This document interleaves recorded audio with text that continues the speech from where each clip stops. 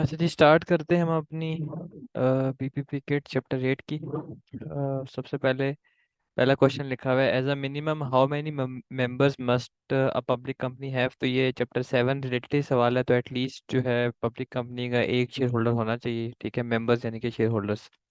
उसके बाद है, which of the following statements regarding ordinary share capital is correct. Ordinary share capital के हवाले से इनमें से कौन सी स्टेटमेंट करेक्ट है। पहली स्टेटमेंट लिखी हुई है, dividends must be paid on ordinary share capital every financial year. तो नहीं, जरूरी नहीं है, हर साल ऑर्डिनरी शेयर कैपिटल पे डिविडेंड नहीं मिलते, अगर लॉस हो तो नहीं मिलता, ठीक है। On liquidation of the company ordinary shares entitled the share holders to have their capital repaid ahead of other creditors. तो ये स्टेटमेंट भी गलत है, शेयर होल्डर्स जो हैं उनको सबसे आखिर में पैसे मिलते हैं लिक्विडेशन की सूरत में, और प्रेफरेंस वालों को पहले मिलते हैं और उसके बाद जो है सबसे आखिर में ऑर्डिनरी वालों को मिलते हैं। तो ऑर्डिनरी वाले जो है वो सरप्लस में पार्ट ले सकते हैं। बाकी लास्ट लिखा हुआ है कि ऑर्डिनरी शेयर्स में और may not have voting rights attach. तो देखें, यहाँ पर स्टेटमेंट इन्होंने गलत लिखी हुई है, हमने पढ़ा था बुक में लिखा हुआ था कि ऑर्डिनरी शेयर्स वालों के पास वोटिंग राइट्स होते हैं। तो ordinary shares have voting rights attach, ठीक है, ये स्टेटमेंट होगी और ये स्टेटमेंट ट्रू होगी कि उनके साथ वोटिंग राइट्स होते हैं। प्रेफरेंस के साथ जो है वो या तो बिल्कुल भी नहीं होते या फिर रिस्ट्रिक्टेड होते हैं, ठीक है। उसके बाद है, which of the following statements regarding treasury shares is correct. Treasury shares के हवाले से कौन सी स्टेटमेंट करेक्ट है, ठीक है। बस आपने ट्रेजरी शेयर्स का आपने बस ये याद रखना है कि ट्रेजरी शेयर्स में भी री issued for cash without usual issuing formalities, कि आप अपने शेयर्स को जो है वो री इशू कर सकते हो प्रॉपर फॉर्मेलिटीज जो नॉर्मल शेयर इशू करने की होती हैं उसके बगैर, ठीक है। फिर है, which of the following describes the public offer method of allotting shares by the public company. अब जो क्लास में हमने डिस्कशन की थी उसमें हमने मेथड्स जो है वो डिस्कस नहीं किए थे शेयर इशू के। तो ये यहाँ पर तीन मेथड्स बयान है, ठीक है। तो मैं यहीं से आपको बता देता हूँ कि कौन कौन से तीन मेथड्स होते हैं। एक तो जो उसने पूछा हुआ है कि बताओ कि पब्लिक ऑफर मेथड कौन सा है, ठीक है। तो जो पहला मेथड जो लिखा हुआ है, an offer is made to the public to apply for shares based on information in a prospectus, ठीक है। कि पब्लिक को आप ऑफर करते हो कि आप शेयर्स खरीदें, ठीक है, प्रोस्पेक्टस की इंफॉर्मेशन की बेस पे, ठीक है। तो इस मेथड को आप कहते हो ऑफर फॉर सेल मेथड, ठीक है, ऑफर फॉर सेल मेथड। दूसरा मेथड लिखा हुआ है, members of the public subscribe the share directly to the company, कि आप पब्लिक को कोई ऑफर अभी नहीं दे रहे थे, पब्लिक खुद ही जो है ना आपके शेयर्स को सब्सक्रिप्शन जब कर लेती है, तो इसको आप पब्लिक ऑफर मेथड कहते हो, ठीक है। तो यही हमारा राइट आंसर होगा क्योंकि उसने पूछा वही है कि पब्लिक ऑफर मेथड क्या होता है, ठीक है। और जो लास्ट वाला है वो लिखा हुआ है कि shares are offered in small numbers of large blocks to a person और institution who have previously agreed to purchase the share at predetermined price. तो ये जो मेथड लिखा हुआ है इसको आप प्लेसिंग बोलते हो। प्लेसिंग का मतलब ये होता है कि आप जो शेयर्स हैं वो आप किसी इंस्टीट्यूशन को कहते हो कि यार ये आपकी जिम्मेदारी है कि आप जो है मेरे शेयर्स को बेचेंगे, ठीक है।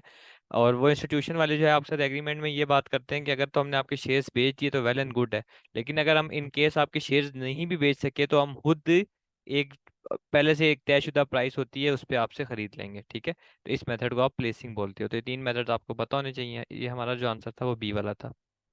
उसके बाद है, which of the following describes the right issue. Right issue क्या होता है, an offer to existing share holders to purchase further share in the company. Yes, यही राइट इशू होगा कि आप ऑफर कर रहे हो एग्जिस्टिंग शेयर होल्डर्स को कि आप शेयर्स खरीदो कंपनी में विद और मार्केट वैल्यू से डिस्काउंट पे मिलते हैं, ठीक है। Which of the following statements regarding issuing share is correct. Shares को इशू करने के हवाले से कौन सी स्टेटमेंट करेक्ट है। Shares must be issued eight there nominal value. तो मस्ट गलत लिखा हुआ है कि शेयर जो है वो इस नॉमिनल वैल्यू पे इशू हो सकते हैं, लेकिन मस्ट नहीं होता कि नॉमिनल वैल्यू पे होंगे, ठीक है। उससे ज़्यादा पे भी तो हो सकते हैं ना जब मार्केट वैल्यू शेयर्स की ज़्यादा हो। Shares may be issued at discount to their nominal value. No, कभी भी आप शेयर्स को जो है वो नॉमिनल वैल्यू से कम की प्राइस पे नहीं बेच सकते। और लास्ट है, shares may be issued at a premium to their nominal value. Yes, premium जो है आप इससे जनरेट कर सकते हो, ठीक है, शेयर प्रीमियम आपको हासिल हो सकता है। आप शेयर जो है वो प्रीमियम पे बेच सकते हो। प्रीमियम का मतलब यही है कि आप नॉमिनल वैल्यू से ज़्यादा की अमाउंट पे बेच रहे हो, तो जो डिफरेंस होगा नॉमिनल वैल्यू का और जितनी अमाउंट पे आप बेच रहे हो उसको प्रीमियम बोलते हैं। तो लास्ट स्टेटमेंट करेक्ट है। उसके बाद है, which of the following is true concerning issuing shares, shares को इशू करने के हवाले से कौन सी स्टेटमेंट इन तीनों में से करेक्ट है? A company must receive full payment of the nominal value of share when it is issued. नहीं, जब शेयर इशू होता है बेसिकली तो उस वक्त आपको पूरी पेमेंट नहीं मिलती। पेड अप, आपको याद होगा कि कॉल्ड अप भी कुछ शेयर कैपिटल होता था, ठीक है। अनपेड शेयर कैपिटल होता था कि जिसकी अभी तक पेमेंट नहीं मिली होती, ठीक है। तो अभी जरूरी नहीं है कि फुल पेमेंट आपको मिले।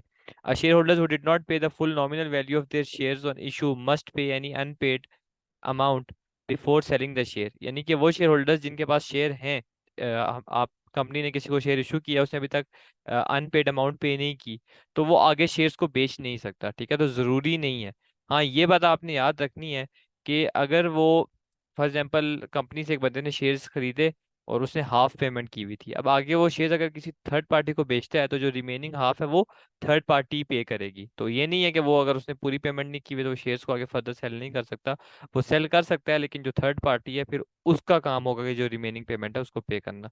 और यही जो है ऑप्शन 3 लिखा हुआ है कि where share holders did not pay the full nominal value of their shares on issue, the debts transfer to the new share holders if the share is sold. ये आपको याद होगा कि इशू एट नॉमिनल वैल्यू जो था, उसमें हमने पढ़ा था कि हम कभी भी नॉमिनल वैल्यू से कम पे जो है शेयर्स को इशू नहीं कर सकते। अगर कोई बंदा ऐसा काम करता है तो वो ये, यानी कि अगर वो कम पैसे पे करता है, नॉमिनल वैल्यू से कम पैसे पे करता है और वो आगे फर्दर थर्ड पार्टी को वो शेयर सेल कर देता है, तो थर्ड पार्टी को अगर ओरिजिनल अंडर पेमेंट का पता होता है तो उसका काम होता है कि उसने पे करना है।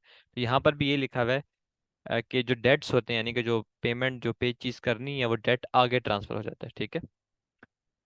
उसके बाद है which of the following describes a companies called up share capital. Called up share capital क्या होता है?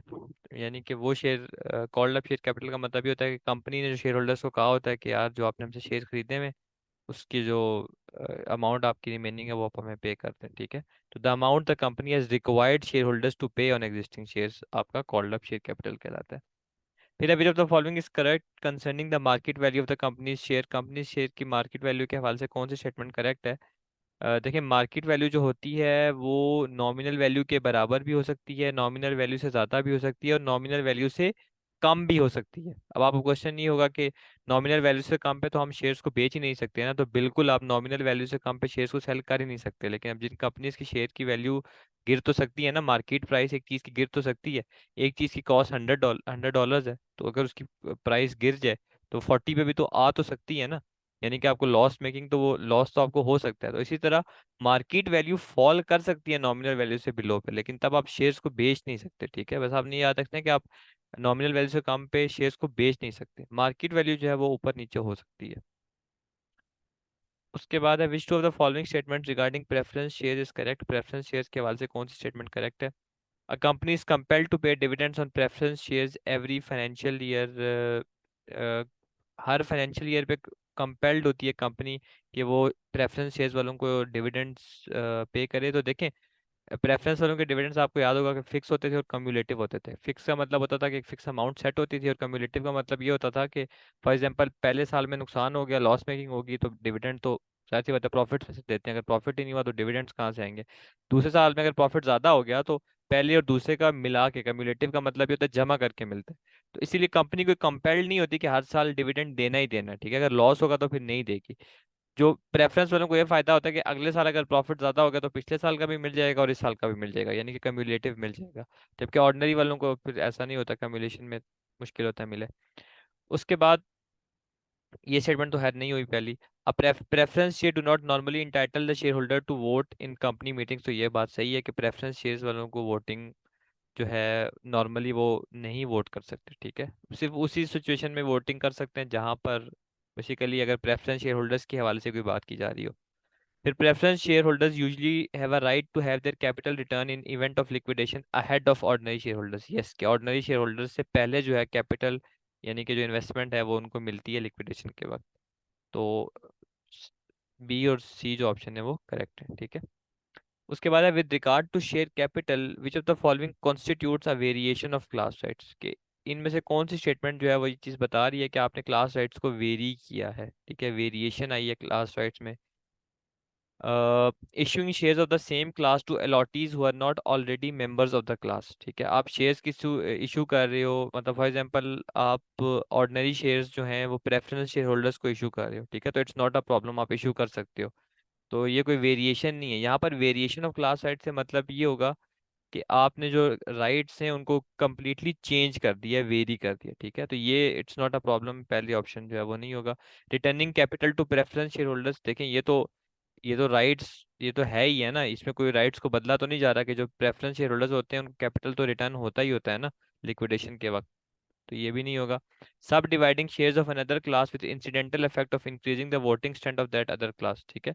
कि आप जो है शेयर्स को सब डिवाइड कर रहे हो ताकि वोटिंग स्ट्रेंथ को आप बढ़ा सको, ठीक है। तो इसमें भी कोई प्रॉब्लम नहीं है, ठीक है। अगर आपके फॉर एग्जांपल 1000 शेयर्स हैं और 100 शेयर्स, एक मैक्सिमम जो वोट है एक बंदे के पास फॉर एग्जांपल वो होता है पर 100 शेयर 1 वोट, ठीक है। यानी कि 100 शेयर्स के बदले जो है एक बंदे के पास जो है वो 1 वोट होता है। अब मैक्सिमम वोट्स जो है वो एक शेयर होल्डर्स के पास 10 वोट्स हो सकते हैं, यानी कि जिसके पास 1000 शेयर्स होंगे उसके पास 10 वोट्स होंगे। अब व्हाट इफ अगर ये कोई बंदा है जिसके पास 1200 शेयर्स हैं, तो वो जो अपने रिमेनिंग 200 शेयर्स है वो आगे किसी को दे सकता है, ठीक है। फर्दर उसको कह सकता है कि आप ऐसे वोट करो, ठीक है। तो वो ऐसी चीज कर सकते हैं बेसिकली। तो वोटिंग स्ट्रेंथ को इंक्रीज करना जो है इट्स नॉट, ये कोई वेरिएशन नहीं होगी क्लास राइट्स की। हाँ, जो लास्ट अमाउंट लिखी हुई है कि जो आप डिविडेंड पेबल जो है वो एक प्रेफरेंस शेयर्स की क्लास का आप डिविडेंड बढ़ा रहे हो, तो ये आप जो है क्लास राइट को वेरी कर रहे हो, चेंज कर रहे हो, ठीक है। यानी कि डिविडेंड्स जो है वो ओवरऑल इंक्रीज होने चाहिए, सिर्फ एक किसी क्लास के नहीं होने चाहिए। तो डी ऑप्शन यहाँ पर करेक्ट होगा। उसके बाद है which of the following is true regarding the power of directors to allot shares.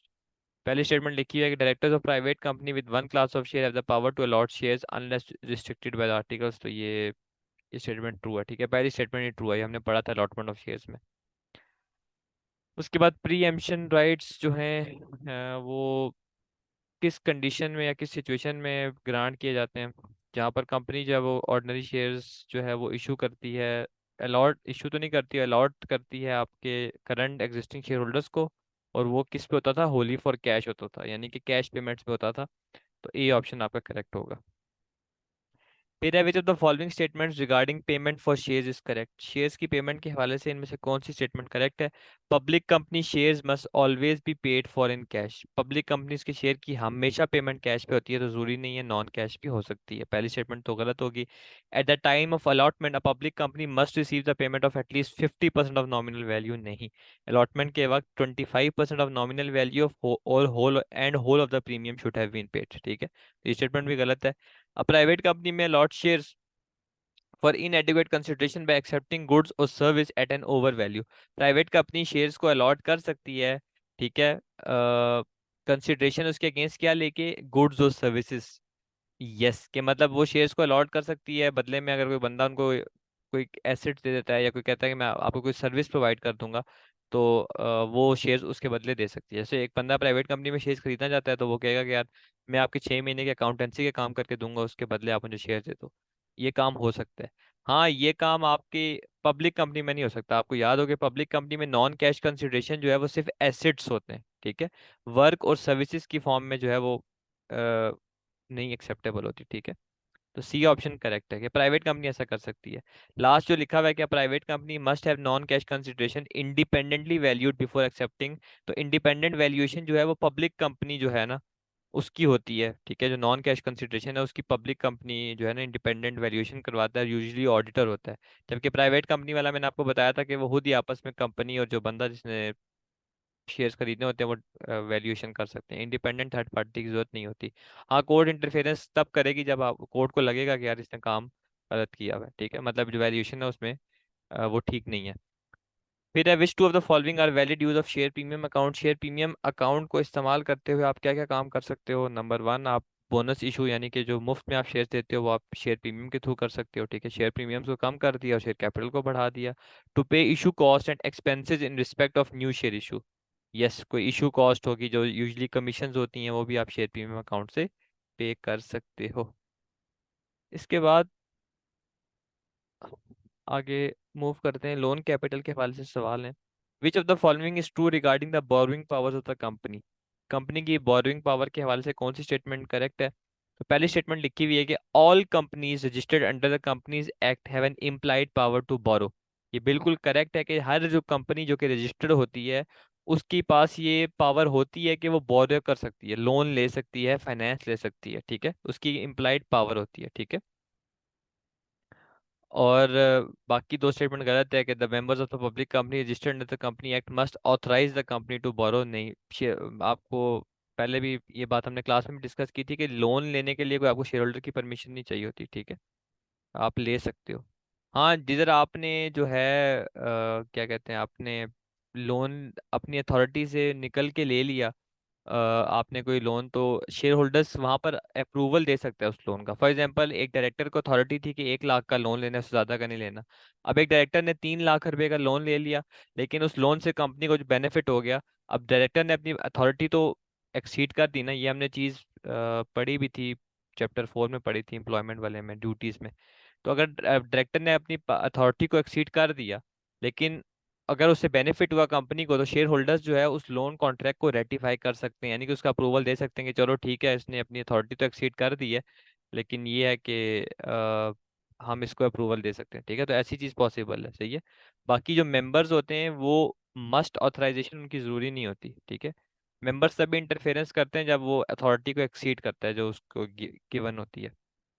उसके बाद, in relation to debentures issued as a series, which of the following describes the term pari passu? Debenture issued in a series का मतलब क्या होता है कि मतलब आप डिबेंचर बार बार इशू कर रहे हो, मतलब एक ही बंदे से आप बार बार अगेन उसको डिबेंचर दे रहे हो, यानी कि उससे लोन ले रहे हो। ये बात मैंने आपको क्लास में समझाई थी कि डिबेंचर डॉक्यूमेंट है जो आप अगली पार्टी को देते हो, उसमें लिखा होता है कि हम अगली पार्टी के इतने मकरूज हैं, यानी कि डॉक्यूमेंट अगली पार्टी के पास जाता है और आपको कैश मिलता है। तो कैश अगर आप डिबेंचर यानी कि लोन एक सीरीज में ले रहे हो, तो उस हवाले से एक टर्म होती है पेरी पैसू इस्तेमाल होती है, जिसका मतलब ये होता है कि ऑल डिबेंचर्स रैंक इक्वली, कि हर डिबेंचर जो है उसकी इक्वल रैंक होती है, ठीक है। यानी कि ये नहीं है कि जो डिबेंचर आपने पहले लिया वो बहुत इंपॉर्टेंट है, उसकी पेमेंट जो है वो मतलब आपने पहले करनी है, ये जो इवन जो आपने थर्ड वाला लिया है या जो ज्यादा अमाउंट का लिया है उसको पहले पे ऑफ करना है, ऐसा नहीं होता, ठीक है। हर डिबेंचर की इक्वल रैंक होती है, ठीक है। यानी कि आपको हर किसी को इक्वली ट्रीट करना होता है, ऐसा नहीं है कि लेट पेमेंट्स करें, या ऐसा नहीं होता। तो पेरी पैसू वर्ड का मतलब होता है ऑल डिबेंचर्स रैंक इक्वली। उसके बाद, which of the following differences between share capital and debenture is correct? Share capital और डिबेंचर के हवाले से कौन सा डिफरेंस जो है वो करेक्ट है? पहला लिखा हुआ है उसमें कि dividends payment on share is tax deductible, interest payment on debenture is not tax deductible. तो ये स्टेटमेंट तो है इनकरेक्ट, ठीक है, ये स्टेटमेंट इनकरेक्ट है, इंटरेस्ट पेमेंट डिडक्टेबल होती है। उसके बाद, interest payments on debenture is mandatory, जो आपके डिबेंचर्स यानी कि लोन है उस पर इंटरेस्ट आपने हर सूरत में देना ही देना है, जबकि डिविडेंड्स की पेमेंट डिस्क्रिशनरी है, यानी कि डिपेंडेंट है। तो बिल्कुल ये बात सही है कि आपने इंटरेस्ट हर सूरत में देना ही देना होता है, और जो डिविडेंड्स होते हैं वो डिस्क्रिशनरी का मतलब ये है कि सब्जेक्ट टू सिचुएशन होता है। तो बिल्कुल अगर आपके पास प्रॉफिट है तो आप डिविडेंड्स देंगे, अगर नहीं है तो आप नहीं देंगे। बी वाली स्टेटमेंट करेक्ट है। 19.4 में लिखा हुआ है कि which of the following charges on the same asset, all of which have been properly registered, has the highest priority? इनमें से किस चार्ज की हाईएस्ट प्रायोरिटी होगी? तो मुझे एक फ्लोटिंग चार्ज नजर आ रहा है, एक फिक्स चार्ज नजर आ रहा है, एक फ्लोटिंग चार्ज नजर आ रहा है, तो मुझे पता है कि फिक्स चार्ज की हमेशा प्रायोरिटी फ्लोटिंग से ज्यादा होती है, तो ऑप्शन बी वाला ही मेरा आंसर होगा, ठीक है। अगर यहाँ पर फॉर एग्जांपल उसने दो फिक्स चार्ज लिखे होते तो फिर आपने देखना होता कि कौन सबसे अर्लियर रजिस्टर्ड हुआ है, तो उस हिसाब से आपने उसको रैंक करना था, ठीक है, प्रायोरिटी वाइज। फिर अभी जब the following events will cause a floating charge to crystallise, तो फ्लोटिंग चार्ज क्रिस्टलाइज कब होता था? जब आपकी ट्रेडिंग एक्टिविटीज शट डाउन हो जाए और या कंपनी लिक्विडेशन में चली जाए।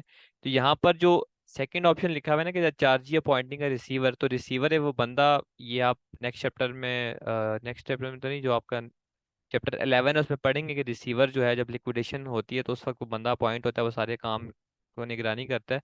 तो यानी कि बी वाला ऑप्शन होगा। और अभी बस आप ये समझ लेंगे कि लिक्विडेशन जब होती है तभी रिसीवर बंदा आता है। इसका मतलब ये है कि अगर रिसीवर को अपॉइंट किया जा रहा है तो इसका मतलब है कंपनी लिक्विडेट हो गई है, और लिक्विडेशन के वक्त चार्ज क्या होता है? क्रिस्टलाइज हो जाता है। बाकी नेक्स्ट में चार्ज जो है वो 21 डेज के अंदर अंदर रजिस्टर होना चाहिए। लेट रजिस्ट्रेशन के हवाले से, कंपनी चार्ज के हवाले से कौन सी स्टेटमेंट यहाँ पर ट्रू है? कि a charge may not be registered late, charge late registered हो सकता है, ठीक है, होना तो नहीं चाहिए लेकिन हो सकता है। A charge may be registered late but only if the permission of the registrar of the company is obtained, नहीं, ये स्टेटमेंट गलत है। A charge may be registered late if it does not prejudice the creditors और share holders of the company, कि देखिए normally तो charge को late registration नहीं होनी चाहिए, पेनल्टीज हो सकती हैं। अगर फॉर एग्जांपल कोई चार्ज लेट रजिस्टर हो गया और उससे कोई हार्म नहीं हो रहा, हार्म का मतलब, प्रिजुड्यूस का मतलब होता है हार्म नहीं हो रहा, मतलब कि क्रेडिटर्स को कोई एतराज नहीं है, शेयर होल्डर्स को कोई एतराज नहीं है, तो फिर कोई प्रॉब्लम नहीं है, ठीक है। अगर उससे कोई नुकसान हो रहा है तो फिर जो है ना वो पेनल्टी चार्ज हो सकती है। तो ये इसका थर्ड वाला होगा। फिर अभी जब the following statement regarding directors borrowing power is correct, director की बोरोइंग पावर्स के हवाले से क्या स्टेटमेंट करेक्ट है, तो ये ऑप्शन सी, जो भी मैंने आपको ऊपर बात का जिक्र किया था कि अगर डायरेक्टर्स अपनी बोरिंग पावर को एक्सीड कर जाते हैं तो कंपनी जो है उस जो लोन कॉन्ट्रैक्ट है, यानी कि जो लोन लिया होता है डायरेक्टर ने, उसको अप्रूव कर देती है। रेटिफाई का मतलब होता है अप्रूवल, ठीक है। अगर वो कंपनी की कैपेसिटी में, ऑब्वियसली अगर वो कंपनी की कैपेसिटी में होगा तो वो करेगी, ठीक है। उसके बाद है, अच्छा ठीक है, अब ये डिबेंचर ट्रस्ट डीड जो है ना, ये इसका जिक्र नहीं था, चैप्टर में नहीं था, तो मैं आपको बता देता हूँ डिबेंचर ट्रस्ट डीड क्या होती है। डीड का मतलब तो आपको पता होगा, एक डॉक्यूमेंट होती है, ठीक है, जिसमें ऑब्वियसली कोई कॉन्ट्रैक्ट ही होगा आपस में, ठीक है। डिबेंचर ट्रस्ट डीड का मतलब ये होता है कि आप जो है एक बंदा जो है उसको अपॉइंट करते हो। फॉर एग्जांपल आपकी प्रॉपर्टी है, उस पर चार्ज लगा हुआ है, ठीक है, प्रॉपर्टी पे चार्ज लगा हुआ है, आप जो है एक बंदा अपॉइंट करते हो, ठीक है, उसको ट्रस्टी बोलते हैं। अब ये जो बंदा है ना, ये सारे आपके लेंडर से डीलिंग करेगा, ठीक है। यानी कि मतलब फॉर एग्जांपल आपने 4 5 10 12 मुख्तलिफ लोगों से लोन लिया हुआ है, तो जो ट्रस्टी है ना, आप इसको अपॉइंट करते हो और डीड यही साइन करता है लेंडर्स के साथ, और ये जो है ना आगे फर्दर आपके 10 12 मुख्तलिफ लोगों ने जिन्होंने आपको लोन दिया है, लेंडर्स दिए हुए, उनसे डीलिंग करेगा, ठीक है। तो आपके लिए काम आसान है कि आपको डायरेक्ट लेंडर्स के पास नहीं जाना पड़ेगा, आप बस इसी से राब्ते में रहोगे, यानी कि मिडिल मैन होता है, ठीक है। तो which of the following must be created using debenture trust deed, debenture trust deed से क्या चीज आप क्रिएट करते हो, तो बेसिकली डिबेंचर स्टॉक की आप क्रिएट करते हो, ठीक है। सिंगल डिबेंचर जो है उसके लिए तो एक, अगर लोन प्रोवाइडर है आपका, एक ही बंदा आपको लोन दे रहा है, उसके लिए तो आपको सेंट्रल बंदा कुछ रखने की जरूरत तो नहीं है ना, वो तो आप डायरेक्ट डीलिंग कर सकते हो, ठीक है। सीरीज डिबेंचर का मतलब ये होता है कि आप एक ही बंदे से बार बार लोन ले रहे हो, ठीक है, मैंने क्लास में भी बात बताई थी, तो उसके लिए भी जाहिर सी बात है आपको बीच में कोई बंदा अपॉइंट करने की जरूरत तो नहीं है ना, आप डायरेक्टली जिस बंदे से आपने लोन लिया हुआ है या जिस बैंक से लिया हुआ है आप उससे डीलिंग कर सकते हो। डिबेंचर स्टॉक का मतलब ये होता है कि डिफरेंट डिबेंचर्स के स्टॉक्स होते हैं, ठीक है, मुख्तलिफ जगहों से आपने जो है वो लोन्स लिए होते हैं, तो फिर ये है कि आप सबसे अगर डीलिंग नहीं कर सकते तो आप एक बंदा अपॉइंट कर देते हो, वो आगे फर्दर सबसे डीलिंग करता है। तो डिबेंचर स्टॉक के लिए जो है ना आप ट्रस्ट शीट साइन करते हो, सही है। और डिबेंचर ट्रस्ट डीड के फायदे क्या होते हैं, ठीक है। नंबर वन उन्होंने लिखा हुआ है कि नंबर वन ये होगा कि the deed creates a charge और charges over the company's assets which create security, ठीक है। इस डीड के थ्रू जो है कंपनीज के एसेट पे चार्जेस को क्रिएट किया जाता है, सिक्योरिटी, ताकि हो सके बैंक के पर्सपेक्टिव से या लेंडर्स के पर्सपेक्टिव से। A single trustee of the debenture holders is appointed, so the company only has to deal with one person। यानी कि कंपनी जो है उसको सिर्फ ट्रस्टी के साथ ही डील करना पड़ेगा, ठीक है। बाकी जो थर्ड स्टेटमेंट लिखी हुई है, अगर debentures covered by debenture trust deed have higher priority of repayment on liquidation than debentures not covered by deed.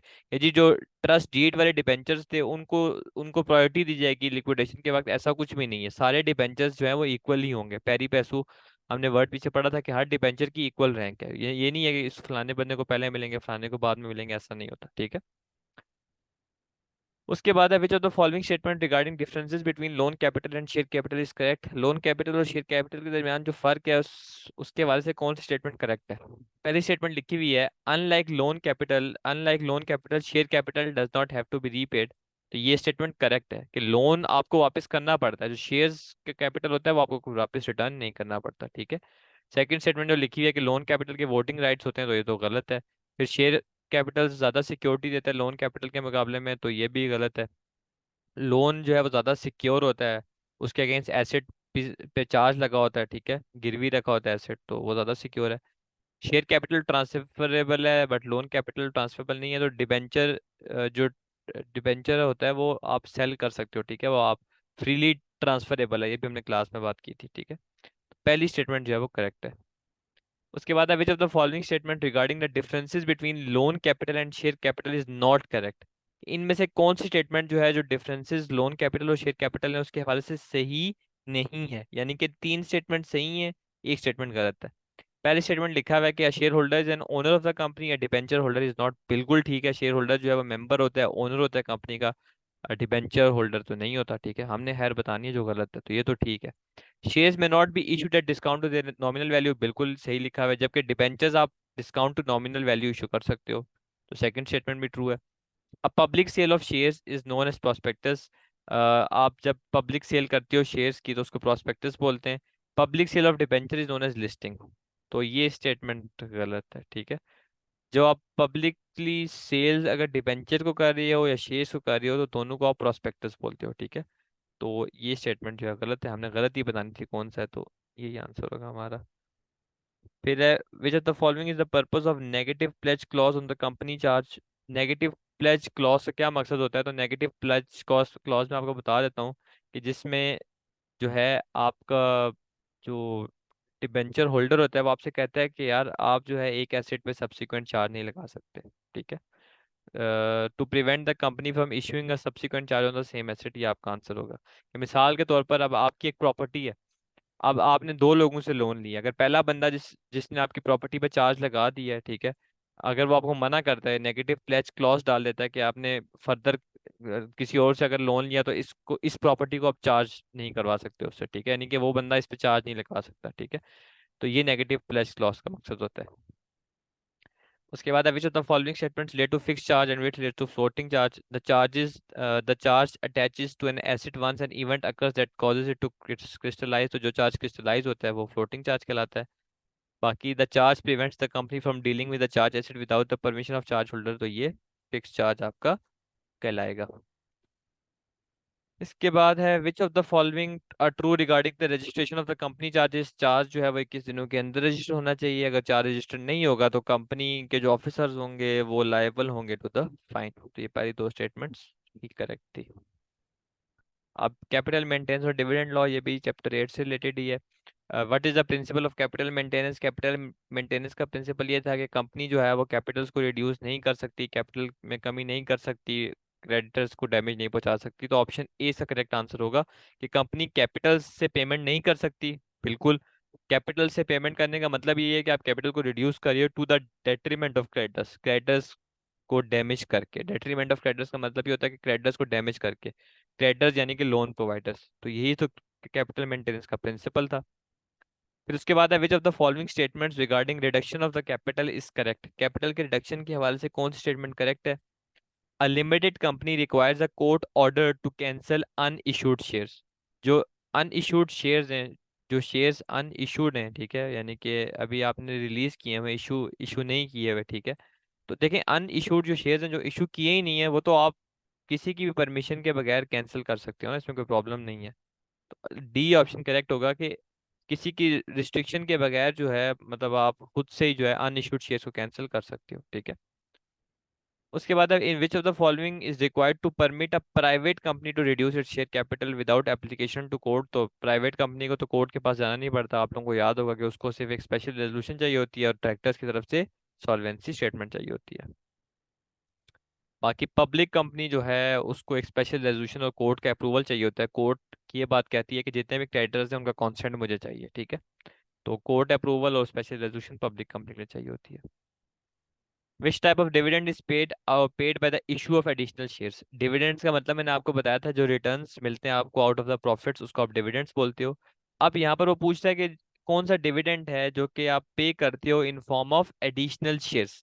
तो देखें इसका मतलब क्या है, इसका मतलब ये है कि फॉर एग्जांपल आपको डिविडेंड मिलता था $100 एक शेयर के बदले, फॉर एग्जांपल, इतना मिलता तो नहीं है लेकिन मैं आपको एग्जांपल देता हूँ कि आपको एक शेयर के बदले कोई रिटर्न मिलता था। तो कभी कभार ऐसा होता है कि कंपनी कहती है कि हम यार अभी रिटर्न तो आपको नहीं दे सकते, हाँ हम आपको डिविडेंड की फॉर्म में जो है आपको एक्स्ट्रा शेयर्स दे देते हैं कंपनी में, ठीक है। इसको आप स्क्रिप डिविडेंड बोलते हो, ठीक है। कैपिटल डिविडेंड्स का मतलब ये होता है कि जो कैपिटल सेल होती है उस पर डिविडेंड्स जो आपको मिल रहे होते हैं। इक्विटी डिविडेंड्स का मतलब ये होता है कि प्रॉफिट आफ्टर टैक्स में से जो डिविडेंड आपको मिल रहा होता है। तो dividends in form of additional shares जो है वो स्क्रिप डिविडेंड कहलाता है। उसके बाद at which point before its payment does a dividend become a debt of the company. Dividends company का डेट कब बन जाता है, यानी कि कंपनी की लाइबिलिटी जो है आप एक तरह से कह सकते हैं कब बन जाती है, ठीक है। तो जब वो डिक्लेयर कर देती है कंपनी जनरल मीटिंग में कि यार इतना डिविडेंड हम पे करेंगे, तो तब से वो कंपनी की लाइबिलिटी बन जाती है, क्योंकि कंपनी को वो अब शेयर होल्डर्स को पे करना पड़ता है। फिर लिखा हुआ है कि which of the following is an undistributable reserve. तो अनडिस्ट्रीब्यूटेबल रिजर्व में कैपिटल रिडम्पशन रिजर्व आएगा, ठीक है। चार थे चीजें लिखी हुई थी, वो बुक में हमने ये चीज़ें डिस्कस की थी, आपने देख लेनी है, सही है। उसके बाद है the rules of the capital maintenance exist to primarily protect which of the following parties. जो कैपिटल मेंटेनेंस के रूल्स हैं कि आप कैपिटल मेंटेनेंस कैपिटल को रिड्यूस नहीं कर सकते, ठीक है, तो वो किस को प्रोटेक्ट करने के लिए होता था? कंपनी के क्रेडिटर्स को, क्योंकि क्रेडिटर्स जो है वो कंपनी के कैपिटल, कंपनी की इन्वेस्टमेंट को दे के लोन देते हैं कंपनी को, तो उनको प्रोटेक्ट करने के लिए जो है ये रूल्स एग्जिस्ट एग्जिस्ट हुए थे, ठीक है, बने थे। फिर है, which of the following is not a valid method that a company may use to reduce its share capital according to the Companies Act। इनमें से कौन सा मेथड जो है वैलिड नहीं है शेयर कैपिटल को रिड्यूस करने का, ठीक है। तो ये जो यहाँ पर लिखा हुआ है कि जो cancel paid up share capital that is no longer represented by the assets, ये तो आपको याद होगा, हमने 3 एक्सेप्शंस पढ़ी थी, तो उसमें से एक एक्सेप्शन है कि आपने जो शेयर कैपिटल्स के अगेंस्ट एसेट परचेज किया था वो एसेट ही नहीं रहे, तो आप वो शेयर कैपिटल कैंसिल कर सकते हो, ठीक है। तो ये तो वैलिड मेथड हुआ। फिर पार्टली पेड जो शेयर्स हैं उस पर जो लाइबिलिटी थी उसको आप खत्म कर दो। एक्सटिंग्विश का मतलब ये है कि एक बंदे ने शेयर्स लिए, अभी उसने आधी पेमेंट की, रिमेनिंग नहीं की, तो आपने बस वो लाइबिलिटी को एक्सटिंग्विश कर दिया, ठीक है, तो ये काम आप कर सकते हो। बाकी ये जो ये वाला ऑप्शन लिखा हुआ है कि buy back fully paid up share capital from share holders using cash not profits, तो ये आपका आंसर होगा, ठीक है। ये मेथड आप जो है ये वैलिड मेथड नहीं होगा। उसके बाद which two of the following are true concerning the issue of in issue of solvency statement by private companies in connection with the reduction of the company share capital. Solvency statement के हवाले से क्या statement correct है? तो मैंने ये चीज़ आपको बताई थी कि सॉल्वेंसी स्टेटमेंट आपने 15 डेज एडवांस में बनानी है, जब स्पेशल रेजोल्यूशन की मीटिंग होगी उससे। और सॉल्वेंसी स्टेटमेंट जो है उसमें ये लिखा, इसमें सॉल्वेंसी स्टेटमेंट में ये चीज़ मेंशन होनी चाहिए कि कंपनी जो है उसके पास इतनी एसेट्स अवेलेबल हैं कि वो डेट्स को मीट ऑफ कर सके, ठीक है। और अगर किसी ने सॉल्वेंसी स्टेटमेंट जो है वो सही नहीं बनाई तो वो ऑफेंस होगा, ठीक है। तो ये लास्ट वाला ऑप्शन फिर करेक्ट होगा कि it is an offence to make solvency statement without reasonable ground for the opinion express in it, ठीक है। यानी कि विदाउट रीजनेबल ग्राउंड्स आपने खुद से ये सॉल्वेंसी स्टेटमेंट बना दी कि यार कंपनी के पास इतने एसेट्स हैं कि वो लाइबिलिटीज को पे ऑफ कर सके, जबकि कंपनी के पास इतनी चीजें अवेलेबल नहीं थी, इतने एसेट नहीं थे, तो फिर आपने ये विदाउट रीजनेबल ग्राउंड्स बनाए, तो फिर ये ऑफेंस होगा, क्रिमिनल ऑफेंस होता है ये। फिर है which of the following statements concerning public companies reducing their share capital is correct. तो पब्लिक कंपनी जिसका शेयर कैपिटल 50,000 से कम हो जाए उसको प्राइवेट कंपनी की फॉर्म में री रजिस्टर करना होता है। ये बात आपने याद रखनी है कि 50,000 is the limit for the public company, 50,000 का शेयर कैपिटल, 50,000 पाउंड का।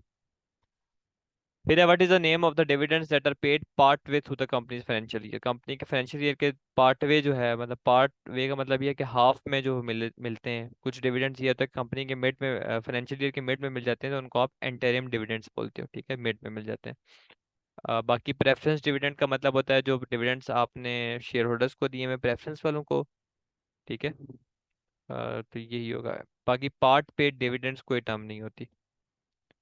इसके बाद है कि in relation to the payment of dividends which of the following will be included in the profit available for the distribution in the company's current financial year. तो देखें, मैंने आपको क्लास में भी बताया था कि डिविडेंड्स के लिए जो प्रॉफिट्स हैं, रियलाइज प्रॉफिट्स हैं, वो क्या होता है? जो प्रॉफिट और लॉस स्टेटमेंट का प्रॉफिट होता है, प्रॉफिट आफ्टर टैक्स।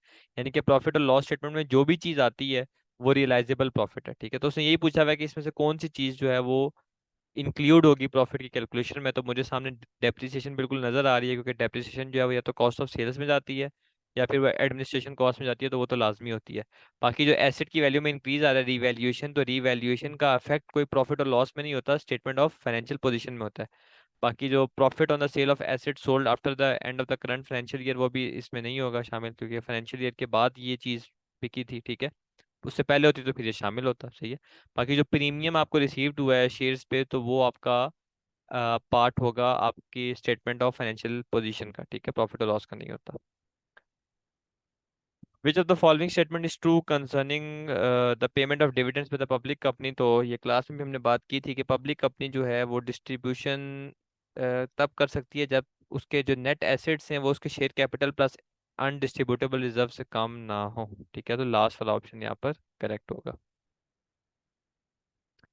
फिर अनलॉफुल डिविडेंड्स के हवाले से कौन सी स्टेटमेंट जो है वो करेक्ट है? पहली स्टेटमेंट लिखी हुई है कि डायरेक्टर्स लायबल होंगे अगर उन्होंने ऐसा डिविडेंड डिक्लेयर किया जो उनको पता था कि कैपिटल में से पे ऑफ किया जा रहा है। देखें, डिविडेंड्स मैंने आपको बताया कहाँ से पे ऑफ किया जाता है, प्रॉफिट आफ्टर टैक्स में से। तो अगर कैपिटल से डिविडेंड्स आप दे रहे हो तो इसका मतलब आप कैपिटल को रिड्यूस कर रहे हो, और डायरेक्टर को ये बात पता थी जो कि गलत है, कैपिटल को आप रिड्यूस नहीं कर सकते, अनलॉफुल डिविडेंड है तो उनको लायबल ठहराया जा सकता है। बाकी मेंबर्स जिनको ये बात नहीं पता कि यार डिविडेंड्स अनलॉफुल था उन्होंने ले लिए, तो उनको कोई रिस्पॉन्सिबिलिटी नहीं है। हाँ, उनको पता था कि यार जो डिविडेंड हमें मिल रहा है ये सही नहीं है, और फिर उन्होंने अगर लिया है तो फिर जो है वो लायबल होंगे। तो ये स्टेटमेंट तो करेक्ट है, उनको जिनको नहीं पता वो लायबल नहीं होंगे। तो ये 45 आपके एमसीक्यू से चैप्टर 8 के।